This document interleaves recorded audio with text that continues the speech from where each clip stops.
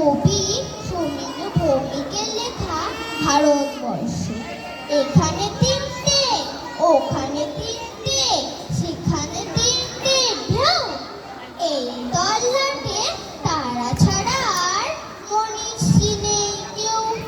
হারে রে রে রে, চিৎকার শুনে সবাই পগার পার। কেবল একটা হাবা গোবা ছেলে, নাম ভুলে গেছে তার।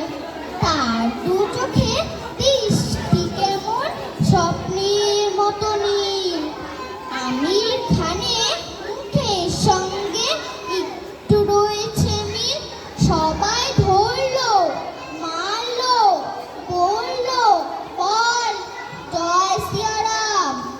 ছেলেটা বলল রবীন্দ্রনাথ, নজরুল ইসলাম। আরো একদল পড়ল, বলতো আল্লাহু আকবার। ছেলেটা বলল ডিরোজিও আর অতীশ দীপঙ্কর। সবাই